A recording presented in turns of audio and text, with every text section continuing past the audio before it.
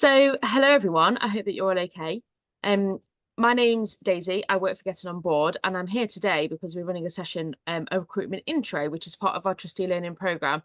So I hope that you're all here for that. And if you're not, I'd recommend staying because I think it's going to be a good hour of chat and thought, and hopefully you'll leave with some actions and enthusiasm. So you're very welcome.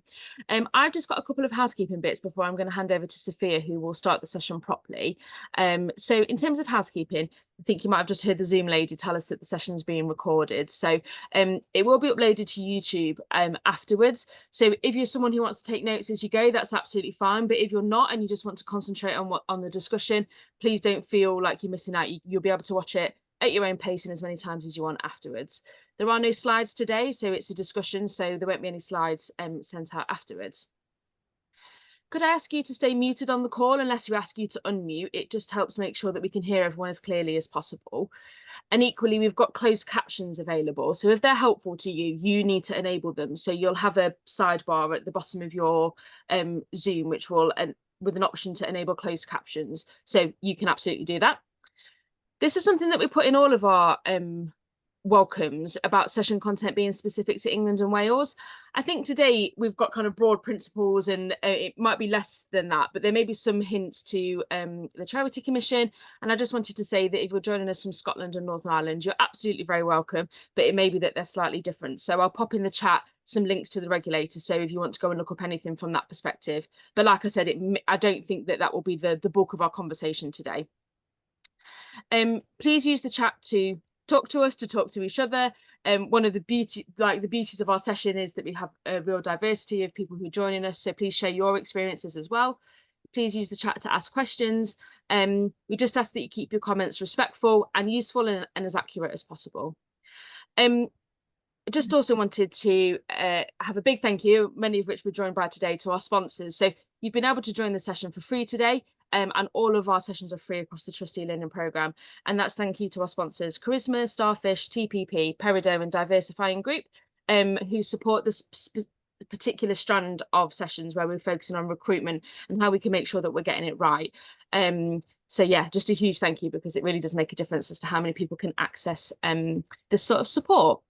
So you're here today for the recruitment intro, and we run a series of intro sessions. So as you booked a ticket, you were able to submit a question. So it's a bit Agony On-esque, where we've brought together your questions, we've grouped them together where they're common themes, and our panel here today to discuss how they might approach some of the issues that you're facing and some of the advice that they might give.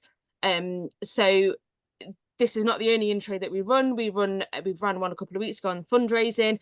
So I just wanted to kind of highlight that it's a bit of a broad take at it. And if you come away thinking, actually, I want to know more about this, we might have a session that specifically focuses on that. So it's a bit of a taster in terms of the issues. So I'm going to stop sharing my screen and I'm going to hand over to Sophia to start the session properly. Enjoy.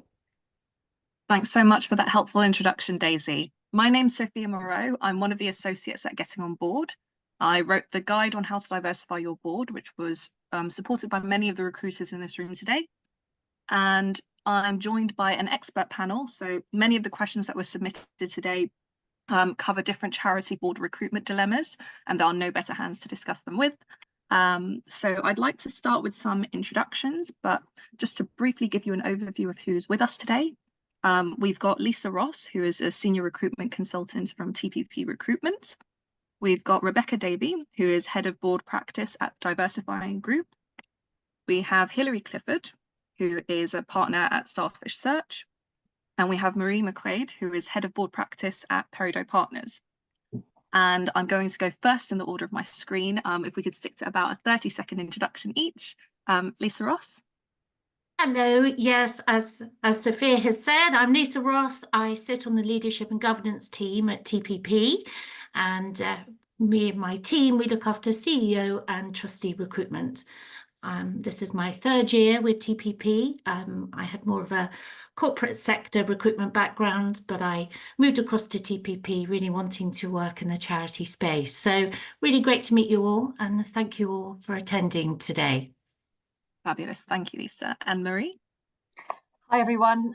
Yeah, I'm Marie McQuaid. I'm head of the board practice. So I come from 2, potentially 3 decades of experience in the charity sector. and I've moved into recruitment more recently, having recruited quite a lot of boards for charities when I was on them. So we specialise in board recruitment and in our team, and recruit about 300 board members a year, 20% of them chairs. So looking forward to all your questions and chatting to you and learning something from the other panel members too. Thanks so much, Marie. Hilary? So I'm Hilary Clifford. I'm a partner at Starfish Search, and I'm a partner in our board practice. So we're a leadership, and we also have a board practice across the social purpose sector. About 40% of our work is with boards, with charities and organisations of all different sizes, really. And chairs and trustees, non-exec directors, board advisors, that sort of thing. And we also work with some small charities too. So delighted to be with you. I have been in search for a few years, but before that myself was in industry within education and employment services. So I've sort of seen it from both sides, a bit like Marie, but good to be here. Thanks so much. And Rebecca? Thank you. Yeah, so I'm the head of the board practice at Diversifying Group. Those of you who don't know, Diversifying Group is a diversity and inclusion consultancy. So we are very much focused on D, E, I, and B. I am responsible for all things board, so trustees, non-exec directors, chairs, me and my small team. And I have been in recruitment for about 12, 13 years myself. So it's very nice to be here. I've sat on a few of these now, so hopefully I know how it's going to go, but it's always really interesting. So thanks for having me. Thanks so much. So as you can see, we have an excellent panel here today. This is going to be moving at pace because we've got a lot of different questions that were submitted, and we will have some time at the end for audience questions as well. But first up, here's a question that's open to the floor. How do we work out what the gaps are on our board? Starting point. I see you've unmuted, Hilary. Okay, I wasn't quite sure on the format. So how do we start? Well, I think there are two sort of key things really to consider in terms of those skills gaps. You've got your code of governance in terms of what does the charity commissioner want. So we know that you need to have, some legal experience, you need to have financial experience really in terms of those key roles. But also we would say, look to your strategy. So what is it? What's your mission and purpose? What are you here to do? What does your strategy look like? What are you seeking to achieve? And who have you got around the table in terms of their skills and experience? And what are you missing? So that sort of honest, robust conversation with yourselves in terms of, this is what we need, this is what we have, this is what we're missing, and therefore how are we going to go and find those skills? That would be my sort of starter for 10. Excellent. Yeah, and just to add on that, it's also looking at not just the skills, but it's also looking at who's around the table in terms of diversity and lived experience as well. There's some really great skills gap analysis templates that you can download. I'm sure you'll probably be aware, but the NCVO has a great one, and so does Reach Volunteering. So they're really good guides on their websites as well as how to conduct it properly. Thanks so much. Really quick plug as well, we have a resource bank on our website for free at getting on board, so you're able to download a lot of templates there. Marie and Rebecca, anything to add? Yeah, I think I would just sort of echo what everybody else has said, really, that there's nothing like having conversations with the people around your board and trying to ascertain what skills they currently have. A lot of the times, individuals don't even know what skills they might have, and they might not sort of be able to say, because if they've got a HR background, they might not realise that it's something else. They've done something else in comms, or they've done something else in legal, employment law, whatever. They might just forget things, as we all do. We've had long careers. So it's really worth just having a conversation. And when we have those skills audits, and it's either Survey Monkey, and we're ticking things and saying, this is what we do, this is what we do. Sometimes even in the heat of the moment, we might not even remember that we've done something. So having a conversation is really, really important with the rest of the board. But I think to Hilary's point at the beginning, it is very much identify what you need, what's there currently, is it legal, do we have HR, are we doing community engagement, how important is that, do we have to have somebody who's got some lived experience? I think you probably do. Let's go out and find some of that as well. So it's identifying it first and then having those conversations, in my opinion. Wonderful. Great. Marie? I mean, I think the panel's covered it well, but just to add, especially if you're a small charity, you might want to look at the skills you've got obviously at executive level. So although executive level is obviously separate from the board, it's if you're small and you want to make sure all your bases are covered, you don't want too much duplication. So you can see what you've got covered there as well. And on the topic of small charities, we've had a question submitted. So in the case of the asker, we only have 3 trustees and we don't seem to attract anyone else. Where do we even start? So I think you were last to speak, Marie, and you mentioned small charities. So I'm going to put this to you first. Okay, great, thanks. I mean, I think you start by thinking about who you are as an organisation and where you are now and where you want to go. And in order to kind of match against your strategy, a bit like we said in the last answer, you need to think about what skills you need based on where you want to go and where you need to be. And I think thinking about yourself and doing a kind of a reflective analysis of who all your different audiences are, and working out, because I think a lot of the time people will come from your networks, they will come from networks that are connected to your network. So really understanding the audiences you want to reach, the current audiences you exist with, and how you kind of expand outwards from there by kind of doing a matrix and a kind of analysis of all the people that you know, and also asking people that you are connected with for introductions and thinking of the different fields you want to move into. Excellent, thank you.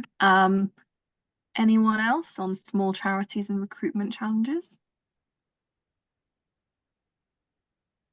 I think building on Marie's point, it's really important to know, to be clear in terms of who you are and what it is that you're looking for, and to be able to really tell that story well.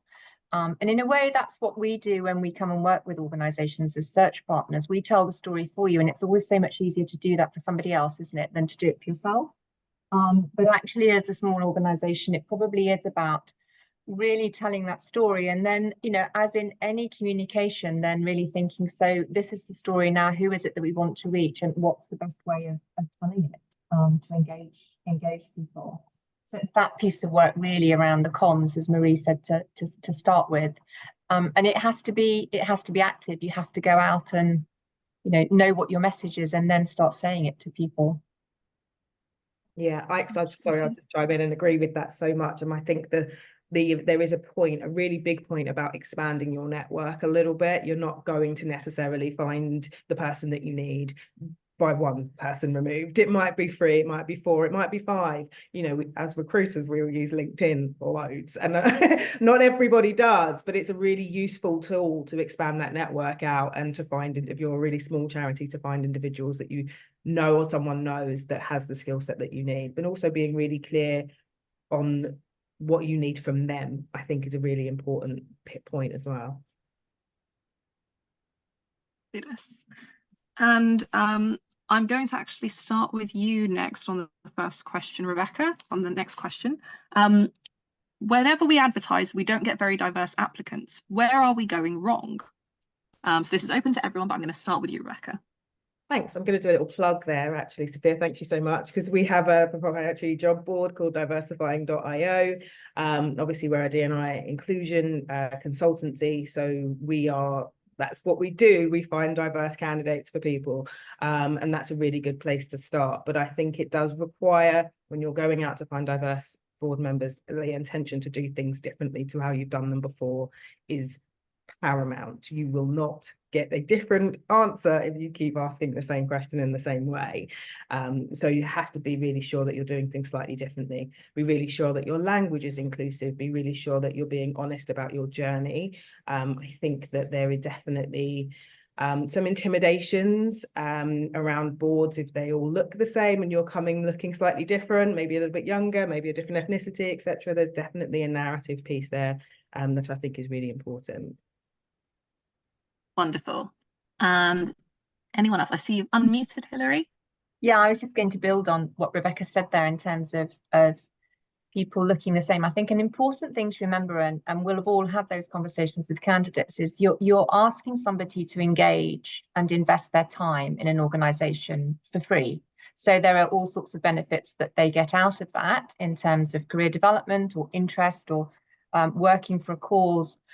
But people actually want to enjoy the people they're spending time with. So if you're looking at a group of people and you think, I don't think they look like me, then you're not actually going to say, actually, I would like to sign up and spend time with those people. And that's nothing derogatory. It's just who we are as human beings. And so you need to also think about that in terms of how you present yourself and why you want to have greater greater breadth of people. And that might also mean that you then start to do things a bit differently. I think from the pandemic, boards have changed in that so many more of their committee meetings and board meetings are online, or you can access remotely and be flexible. But things like if your meetings are during the day and you're trying to attract younger people who've got a busy job and they've got a young family and all of those things, and you're saying we always meet on a Thursday from 1 till 4, then you won't attract them. So it's about testing your own flexibility as well. Absolutely. Yeah, and just to add on that, really, I think it's also really important, when we're talking about the language, that we're also demystifying. And I think that's a really powerful word, because actually a lot of people have imposter syndrome when they see an advert and they think, oh, that's not going to be me. I can't do that. And actually the language that we use, and kind of like, you don't need to be a trustee before, and you don't need a degree, and all these certain things. It's just opening up the conversation so people are going to be more attracted to it. Yeah, great. Yeah, and I just would add, building on all of that, you can be quite explicit, in what you're saying, in terms of that you're open to first-time trustees, that you offer training, that you'll guide people towards the getting on board training, that you realise you've got some work to do in terms of diversifying your board, and that's why you're looking for new people that can help, that can help you with that, and that you value different kinds of experience, in terms of lived experience. And also there's different things structurally you can do. So in terms of, recruiting younger people, for instance, you might decide to have, a shadow board or advisors. In terms of kind of getting especially more diversity into kind of the chairing role, you might think about co-chairing, which I know Getting on Board's got one of our managing director, Peridot, is one of your co-chairs. You do co-chairing, don't you? It's a good way of succession planning and getting more people not only onto a board but also onto chairing. Fabulous. And we've got a more specific question now, which is going to be open to the floor. How do we go about attracting younger candidates to apply? Again, I think it's about language. It's demystifying. It's being clear about the expectation. It's also emphasising, I know Marie's just mentioned this, but about any training, induction, buddy system. It's also thinking about advertising as well. Maybe it's social media, maybe it's videos, maybe it's a different way of positioning your adverts, where it's going to be more bespoke to a younger audience. And of course, you've got the wonderful young trustee movement as well, that's doing an awful lot of great work around trying to bring younger people to boards. Yeah, I think I agree on that. I think one of the things, though, that I would add is that there needs to be an environment that is psychologically safe for younger trustees. I think they are trustees in general, but younger candidates that need to feel that their views are going to be respected. They need to feel that they're going to be listened to. They need to feel like there's development, there's space to learn, yes, but there are so many occasions in young people's lives where people are paying lip service and saying, yeah, absolutely, we're totally going to listen, and then they come on and they're not listened to, and they're not felt like they belong there. Obviously, it's a bit of a learning for the board. If there is nobody younger on that board, what do they need to do to make them feel, that they're not trying to start conversations about Snapchat when they don't know anything about Snapchat. And it seems like there's, it's not conducive to just saying, hey, look, you're really bright and you've got a diverse view here, a diverse perspective. That's why we want you, and that's where we're going to make sure that you are listened to, and there's a space for you to have a voice. Excellent points being made. Anything to add? I think if it's possible, I think it's also about getting encouragement to speak to an existing trustee. So if they can speak to somebody and hear really directly what the expectations are, and answer any questions that perhaps they're not sure about. And that's kind of demonstrating as well that it's a supportive board. It's a board that is inclusive. It's a board that everybody can listen and have a voice. I think that's really important as well. Excellent points being made on communications, on psychological safety and board dynamics, and on practical measures such as buddying and such. So we do have case study within the guide on how to diversify your board related to young trustees. And there's also the Young Trustees movement, which has been signposted earlier on in the conversation. So make use of the resources out there. Now for the next question. And I'd love for everyone to contribute to this one. How on earth do we find a new chair? Because we get this question a lot about all officer roles, but particularly chairs and treasurers. Sophia, could I just interrupt to say that we've Absolutely. had a comment in the chat to say would be really great to hear from Marie more about recruiting co-chair roles as well. So Maggie's organisation has a chair vacancy currently. So if we could throw that dynamic into the answering of this question as well, that would be helpful. Excellent. So how do we recruit a chair and how do we recruit co-chairs? So job share chairs, am I understanding that correctly? Yeah, we've got a Peridot, we're going to have a free event on the 12th of September online. I mean, it might be too far away from you, Maggie.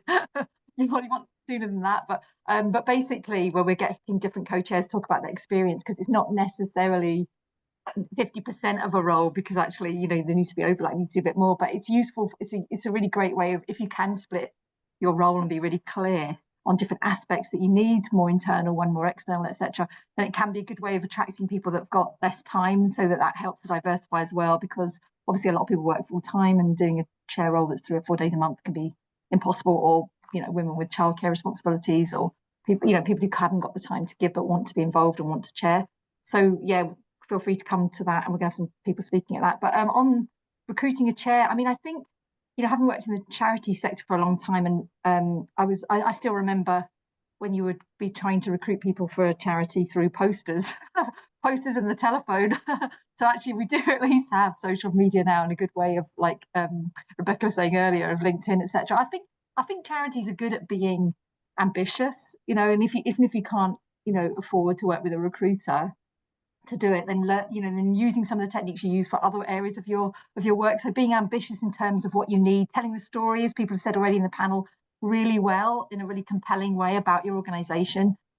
Looking at how some of the recruiters position the roles, you know, and doing that for yourself if you need to, and then being brave and being ambitious.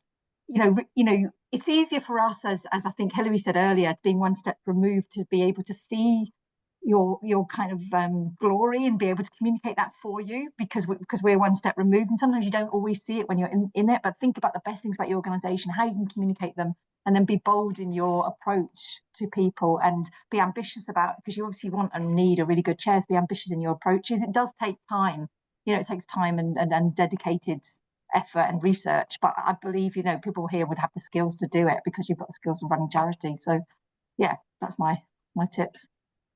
Excellent advice. And so as to the panel regarding how on earth do we find a chair, and if you can throw in something around co-chairs specifically in your experience, that would be wonderful as well. Can I interrupt, Rebecca, sorry, once more, to say that we've got some chair questions coming in. So Judith's also asked, I agree we need to be flexible and not require too much experience.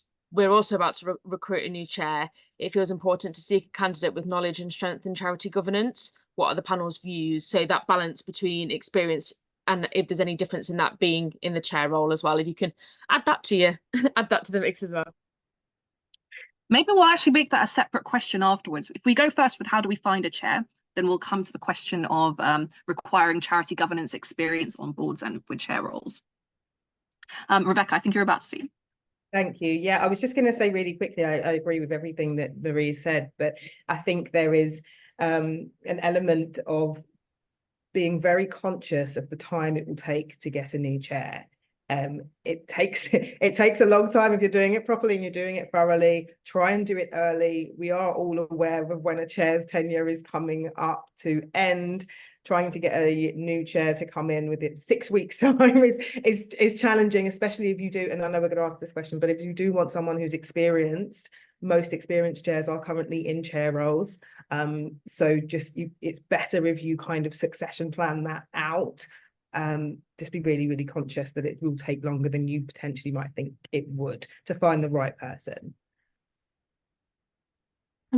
I think that's a really great point, Rebecca. Certainly when we're recruiting as well, you know, the longer we have in a campaign to recruit somebody, it's really important because you need to really think about it and allow yourself that time.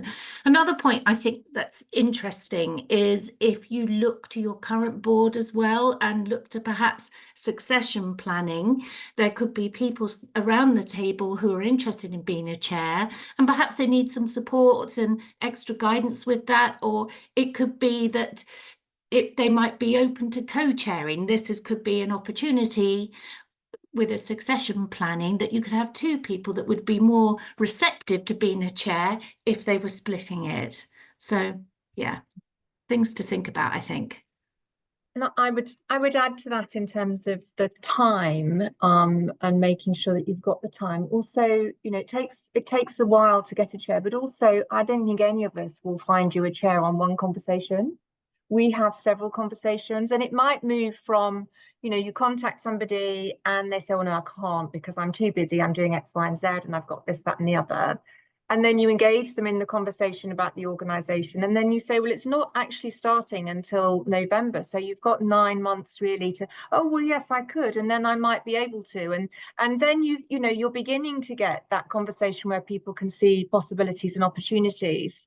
And again, I think that's easier to do when you're doing it on behalf of an organisation, because when you're doing it yourselves, you get that initial, oh no, I don't think so, I'm too busy. So you say, oh, thank you, and you know, you back off, but keep the conversation going, and there's a little chink. Or you might find somebody who would very happily join you as a finance trustee now, and very possibly they'd think about being a treasurer next year if you can get your current treasurer to stay on just that little bit longer. So you have to, it's an organic process. You have to keep thinking about how you're moving things along.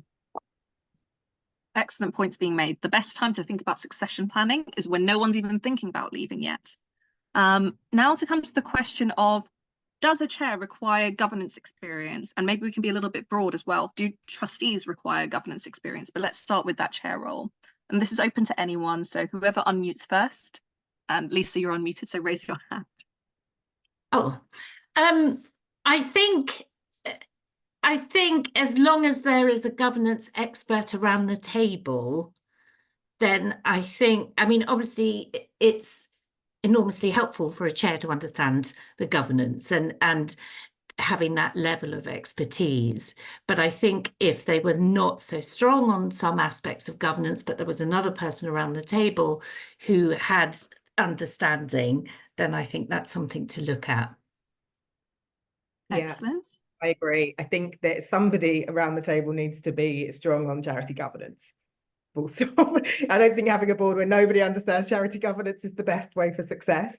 It would be great if it was the chair, but I think different chairs are needed for different times in the organization's journey. And if there's a growth mindset needed, entrepreneurial, potentially they might be coming from outside of the charity sector. But if there's a vice chair who can then support them, I think maybe that's helpful. Somebody does need to have some experience in charity governance. I think if they're coming from a charity management experience, that would be really, really helpful on the board specifically, more generally, should I say. But the chair, it depends on where the journey is for the organisation.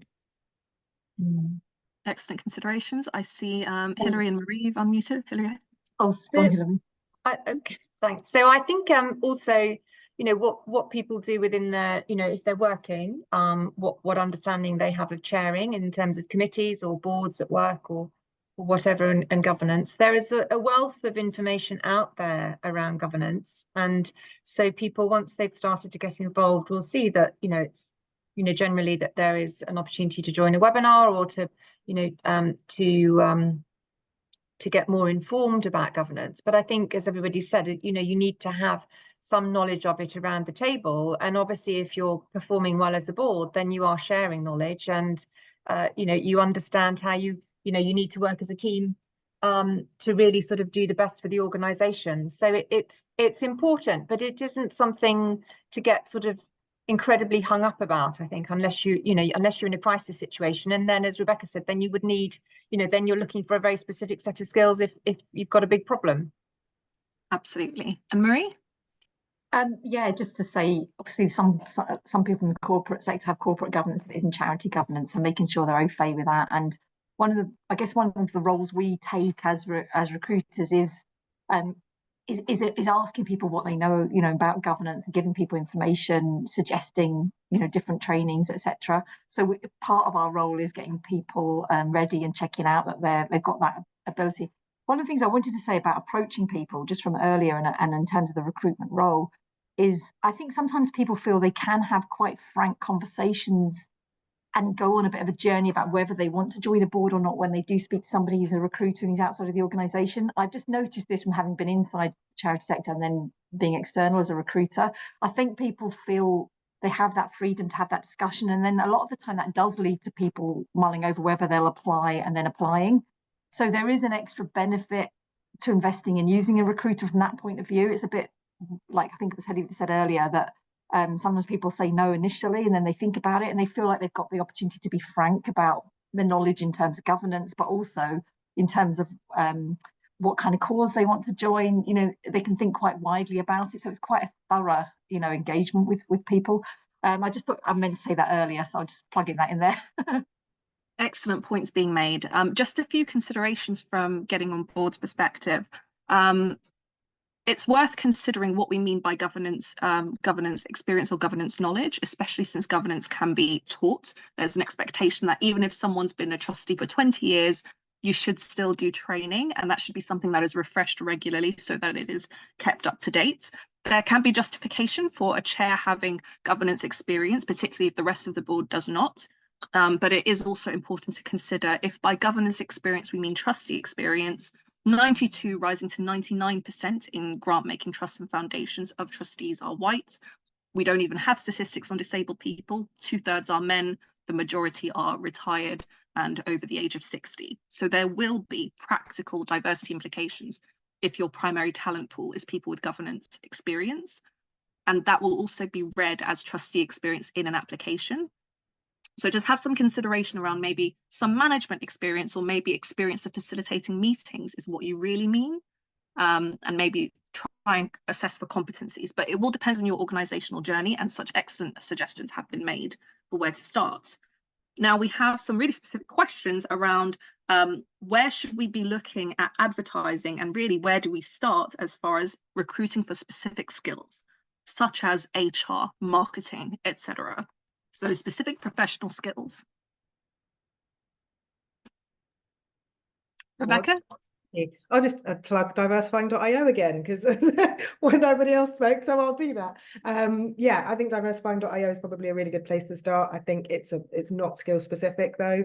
So if you're looking for different skills, I think there are probably really good different areas to look for that's very much more general.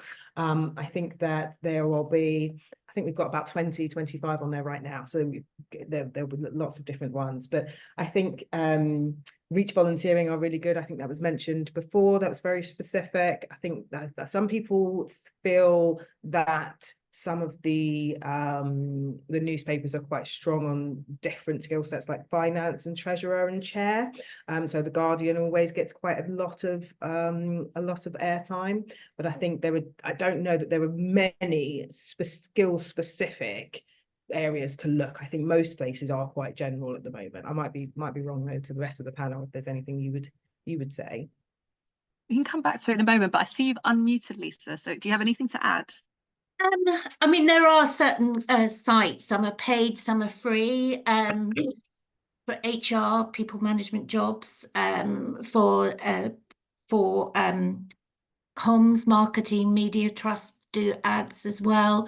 But there's also women on boards, even Break, digital trusts as well, Bar in the Community, ICAEW, all these sites will take adverts. The other thing really is, I know we talked about LinkedIn, the power of LinkedIn, and maybe because we're recruiters, we just use it so easily, but going into community groups, understanding exactly where that particular sector is talking and speaking and communicating with each other. There's no reason why you can't go in and talk about the opportunity as well. And so, that's always a really good port of call. Excellent tips. And remember that this will be recorded, so you can always go back and listen to the specific points of direction. Any other thoughts? Yeah, I was sort of similarly was going to say about some of the boards where you can advertise for free. So look at all of those, and some of the professional bodies will have opportunities for you to advertise. But of course, you've got to compile your advert. So that's that's something that you need to do, and obviously to look at how that's done within the media and how other people are doing that. And then, of course, it's targeting, those groups within LinkedIn, and then thinking about people within perhaps those professions, those job roles in organizations around you, if you're a local or a regional charity, to then reach out, because we will always tell people that about the power of taking on a non-executive role or a trustee role in their career development. Many employers who have fairly limited budgets around reward, recognition, development. It's a great way for leadership development for members of your team to go out and be a trustee somewhere. So, many employers are quite enlightened about that, and that there's a benefit for them as well, because people are taking that back into the workplace. So again, it's just about thinking creatively, really, in terms of where you can look for people and doing perhaps a bit of that sort of mind mapping to do that. Wonderful. And Marie? Yeah, I was just trying to look up the organisation that recruits finance trustees that specialises in that, and that's set up as a charity. I spoke on a Getting on Board panel with them not long ago. I can't remember their name, but anyway, is it Caritas or something like that? Anyway, they've started, they specialise in finance trustees, which people sometimes find challenging to recruit. We've quite good success rate with that, but yeah, people find those challenging, so they look there. I think everything else has pretty much been covered, except for maybe asking people through your networks to source ideas as well. So if you approach people that can't do it, ask them if they can think of other people. And I think a lot of people want to be helpful, and you'd be amazed by how many great suggestions you get and introductions as well that way. Absolutely. Daisy, you were about to say something. Yes, I was just going to say, Sophia, that we've had a question: where would you advertise for neurodiverse applicants? And I wonder if we could broaden out that conversation to be about, if we're thinking about diversity from a characteristic perspective, I guess that's a bit more sensitive in terms of how do we out and out say it. And so yeah, kind of, I don't know if we could throw that one to the panel as well. So the initial question was, where would you advertise for neurodiverse applicants? Okay, I'll come to that in a rounded question, as you suggested, Daisy, but I did want to say, in terms of recruiting and seeking specific skills, remember that there are trade publications for almost every single profession that you can think of. So People Magazine, HR Magazine, you name it. There are financial magazines. There's also membership bodies for accountants, for legal professionals. I'm part of a membership body for barristers and the like, although I'm not one. So there's pretty much every single membership body that you can think of. There's also informal peer-led groups on social media, whether that's on LinkedIn or whether that's on Facebook. I'm in one that has thousands and thousands of people who are as specific as this: women and non-binary people who work in campaigns and public affairs. And it's got thousands of people and lots of vacancies. So make sure that you search for the profession that you're seeking and people who work in that space on different social media platforms. And also pay attention to the grassroots groups that are emerging that will sometimes even link aspiring trustees with charities.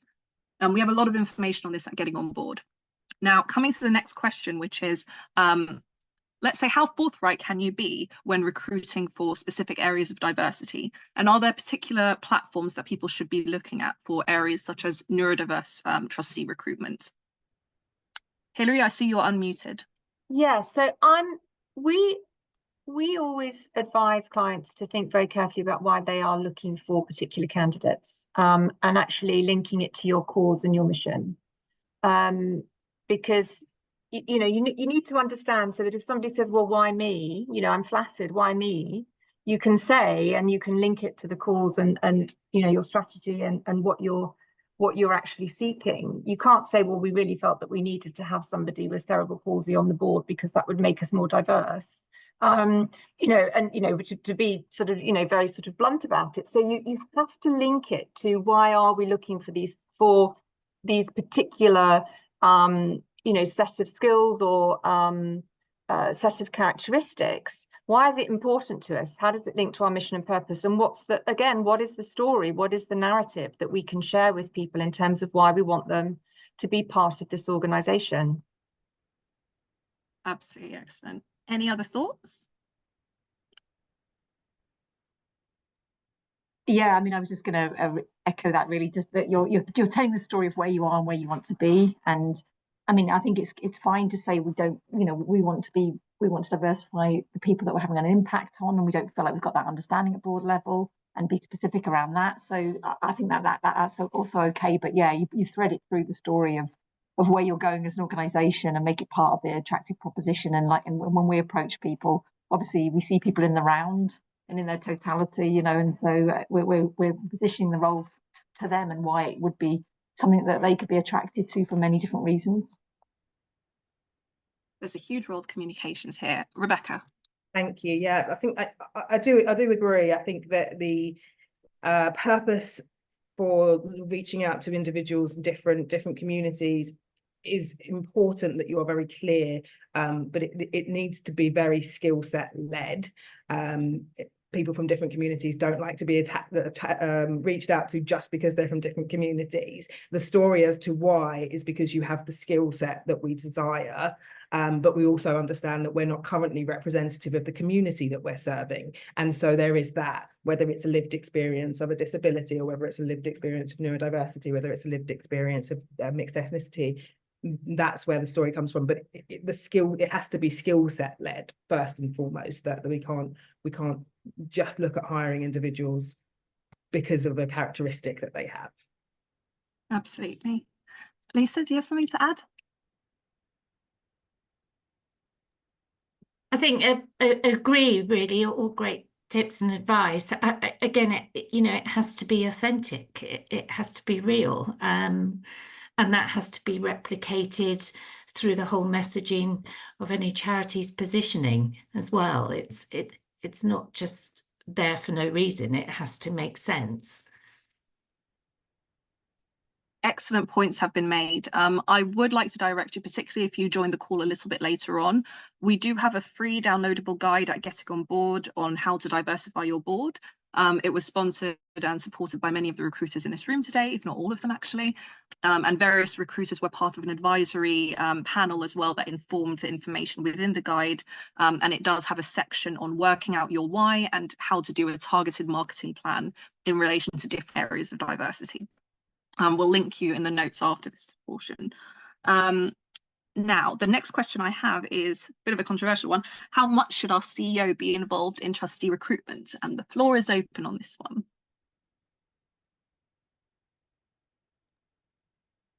Lisa, Rebecca, and Hilary, you've all opened, unmuted at the same time. Lisa. I actually don't think there's a hard and fast rule, really. It's really dependent on the organisation. I mean, we've worked with some charities that the CEO has been really involved and wanted to be involved. I mean, the board are in charge of setting the agenda and the recruitment process, but the CEO certainly can be involved with pre-chats, and they can be involved with interviews as well. It's really dependent on a organisation, how they want to do it. Yeah, I'm seeing quite a lot of nodding. Rebecca? Yeah, we're all going to say pretty much the same thing. I think it is organisational dependent. I think it's also role dependent. I think if you're looking at the chair, there are definitely levels to which the CEO can be involved, and probably isn't appropriate they're involved in certain different areas of it as well.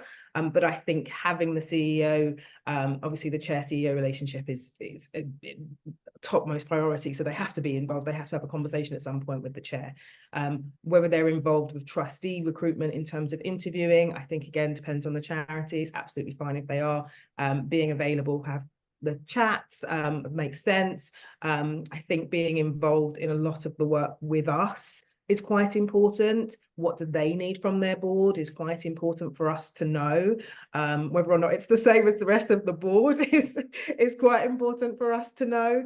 And I think anybody joining a board, whether it's just as a trustee or as a chair, is going to want to have some visibility of that CEO, what their plans are, where their strategy is, what their thinking is, etc., what their succession planning is, where how long they're going to be there for, etc., just so they can kind of understand their workload over the next kind of 3, 6, 9 years. Excellent. Yeah, I would agree with that, and I think that you know, very definitely the CEO has to have a conversation, and you know, the way that we work with recruiters as recruiters, and if you're not able to use a recruiter, then you need to think about how you can do this too, is that you are always, you know, you are showing who you are, and you are offering lots of opportunity for engagement, because through that process of engagement, you are, you know, you are looking at whether this person can actually bring what you need to your board as a trustee or as a chair or as a treasurer. And they are also looking to see, is this really where I want to invest my time in terms of becoming a you know, chair, trustee or treasurer. So the opportunity to have informal conversations is always important. And as Rebecca said, we will always talk to a chief exec about what they would like from their chair, so that we have that perspective. So if you can't use a recruiter to do that for you, then as a board, have that conversation, so that you also know. You might not necessarily agree with it, or you might think, well, actually, we need a little bit of this, but at least know, and then you can sort of, you know, tread your path. You know, if you make it too sort of intransigent as a process, you won't engage people, and that's you know, that's a big part of what you're trying to do, to engage people to want to come on the journey with you, to say whether they want to be part of the board or not, but at least to engage. Excellent. Anything thanks. to add, Marie? Yeah, just that, I mean, most people who are applying to be a chair wouldn't and probably shouldn't apply without speaking to the chief exec. You know, they do need an informal conversation to see the chemistry, and to also get the, you know, the warts and all, because actually there's no point recruiting somebody who doesn't know the whole picture and agrees to join a board and then doesn't want to do it, because it's completely different from what they've been told. And you can only have a certain amount that you share on paper. You know, it is we are relationship led, aren't we, as humans? So yeah, I think that just to kind of emphasize that's really important. That is one of the useful roles about using a recruiter, in that they can broker those conversations and those relationships. And it's nothing wrong with, you know, everyone's got warts. There's going to be challenges wherever they go, and actually just being transparent and being aware of what the task is that they're walking into is really important. Got a follow-up question in relation to the answers that have just been given. How frank should organisations be if they are in a period of turbulence, change or crisis at the time when they're going out to trustee recruitment? What is that balance? I think frank, but the story of the kind of reasoning for how they've got to where they are, and the plans and their ideas of how they're going to move forward also needs to be in place. You know, like, you know, planned deficits or succession, you know, whatever the issue is. I think you know, and that's our role as recruiters, and then the role of the person recruiting, if it isn't us, to have those frank conversations. And they're everywhere. There's, you know, there's a story with whatever. The fact that you're needing to do recruitment, there's some kind of story that's led to that, you know. And I think frankness is important, but being positioned within the overall context of a plan and a calm management situation. So somebody doesn't think, oh, they're saying it's 3 days, but by the sounds of it, I'm walking into a full-time job here. You know, you want to be really clear that their role is still going to be chairing and governance, and this is what the task is, and this is why. Excellent. Any other thoughts on this in terms of the balancing being frank with recruiting the trustees? Well, Yeah. Sorry. Am I okay to go?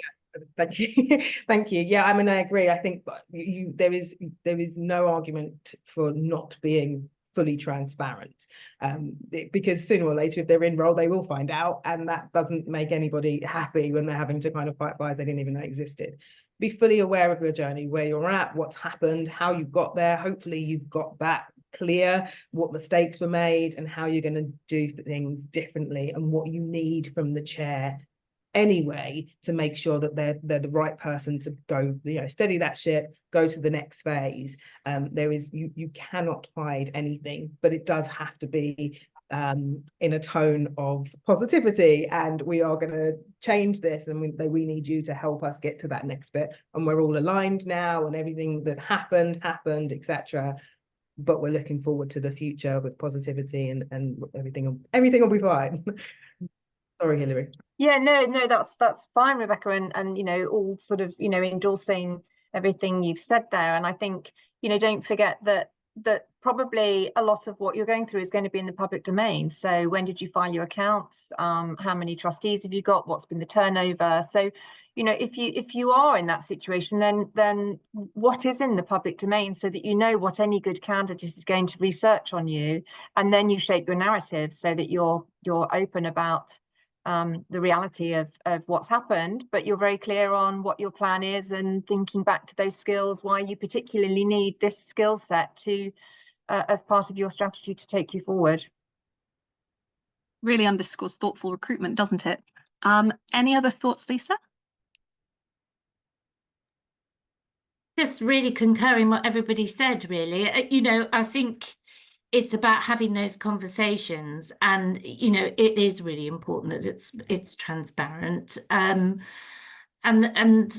that of course there's going to be somebody coming on who understands fully what they're getting involved in. You know, there's nothing worse than somebody joining and being completely surprised or shocked at the state of affairs. And also you hope that they would have done their due diligence, and a lot of due diligence themselves anyway. But as recruiters, we are having those conversations. We're speaking to people, we're being able to tell the story, and sometimes we can be that conduit of a story. We can talk about it, and we can lay the facts down, and if they want to know, then want to continue, then we can embrace that, really.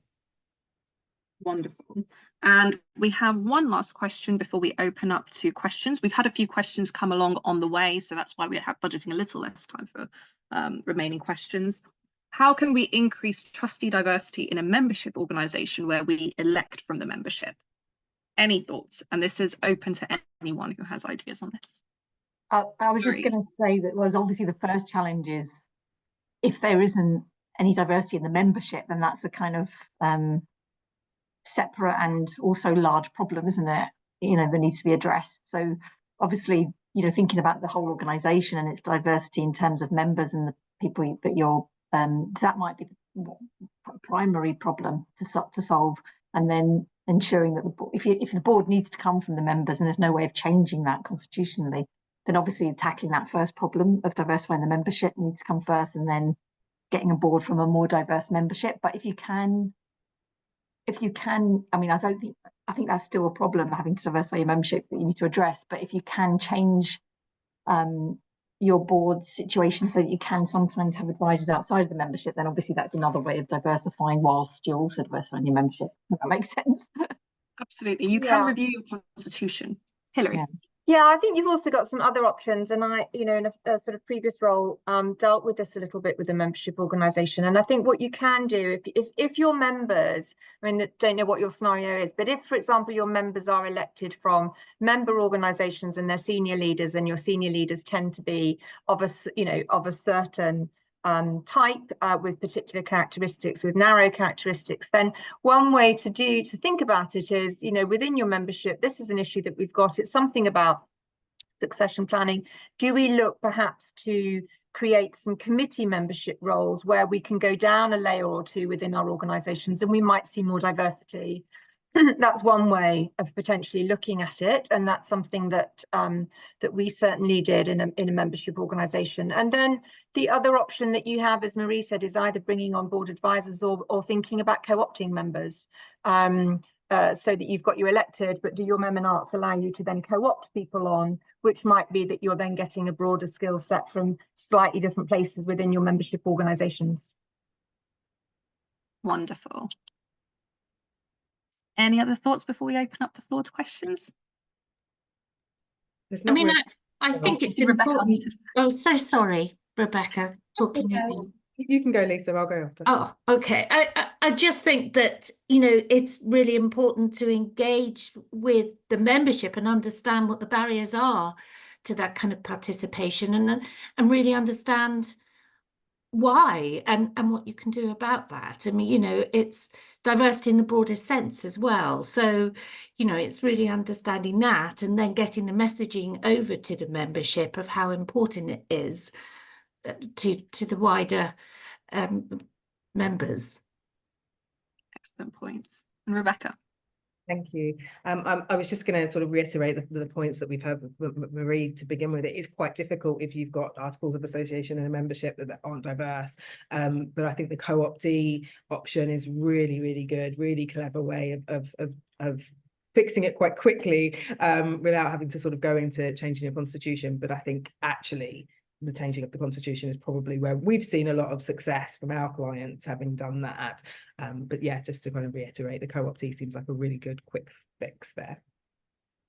Excellent. And just before we open up to the floor, do keep in mind, if you're a membership body, you're in a powerful position to influence your membership as well. So if there's diversity barriers within your membership, you have a role that can act as an educator or awareness raiser. Now, opening up the floor to questions, have we got any that have come in just now, Daisy? Not that I've seen, no. I did a bit of a shout out, but we haven't had any further questions. So if anyone wants to type or if you want to raise your hand and let us know, now's your chance. Oh, Becky, We have a few minutes yet. Okay, we've got a question in the chat. How do we make mandatory training for chairs? Well, you don't need permission. You can make it part of the requirements for all trustees, actually, not just chairs. I've seen that Becky's got a hand up as well. Did you want to unmute? Is that okay, Sophia? Yeah, Please thank do. you. Yeah, it was just a question about recruiting for chairs, and actually, is it helpful to go out at the point of recruitment for chairs, saying that in an advert we'd also be open to considering co-chairs? Is that the time to do it, or is it best to go out for a chair, not get anybody, or yeah? So a bit of thoughts around that, really. I see you're nodding, Marie. Would you like to take this one? Yeah, I mean, I think you could do either. What we've tended to do more recently is there's been a chair role that say it's got many different aspects to it, and it's quite easy to see, you know, like kind of a capital campaign that's a separate committee, and also, you know, kind of an organisation needing to go then. And depending on the pool of skills that we recruit, we might raise it, you know, nearer the kind of the co-chair as an option for the panel and for the candidates, you know, in a sensitive way, nearer the kind of appointment stage. But equally, you could it is something you could be explicit about. So you've got options, really, I think. So sorry, that's not really a clear answer, but yeah. Any other thoughts on this question? Thank you. Rebecca. I'll just sort of say one thing. I think that you're right. There are lots of different options. I think you can kind of figure out what's best for you. If it makes sense to go out just for a chair first, then see that does seem to be that there could be a little bit of extra work if you're a small charity. Maybe actually putting we're open to co-chairs in the advert immediately might reduce the amount of work in the long term. As a heads up as well, people will not typically be suggesting the idea of a job share. They could be concerned that the organisation wouldn't be open to it. So if you know that you're open to it from the outset, put that on the table. And if you know that you're particularly receptive, then maybe even consider that people do not need to come as a co-chair package. We've now got, we're now approaching the end of the session, however, so I hope you've had your question answered. The session again is recorded, so please do play back the key portions where resources were signposted to and advice that you can tap into as part of your own recruitment processes. And I just wanted to thank the panel. This really does show how powerful it can be when different recruiters come together collaboratively and share knowledge and through a free platform like this. So just really grateful to the panel for joining us today. Thank you. Thank you so much, Sophia, and thank you to Lisa Marie, Hilary and Rebecca. A wonderful hour spent over your lunch, I hope you would agree. I've just put a couple of links in to end the session. So the first one is a link to our Eventbrite page where all of our future events will be. We'll take a break over the summer, but we'll be back in the autumn, both with more Trustee Learning Programme sessions and the Festival of Trusteeship, which happens in November. So if you're looking for a 1 week hit of hardcore trustee content, that is the week for you. I've also linked to our evaluation form. So all of our sessions in our trustee learning program are born out of you saying, I really enjoyed that, but it's made me think about this. Can you tell me a bit more about this? And so they really are shaped by what you let us know. So if you've got a couple of minutes to fill that in, we'd be really grateful. We've chucked a lot of links at you in the chat today. I've made a note of them all, and we'll send you an email in the next couple of days, so you've got all of those to hand as well, so you can go away and kind of look through them at your own pace, and revisit them as you need. So that's everything from us. We're bang on 1 o'clock, so I'm going to go and let you enjoy the rest of your afternoon. But once again, thank you to our panel. Thank you to Sophia for such wonderful chairing, and thank you to you all for joining. We hope to see you at a future session soon. Take care.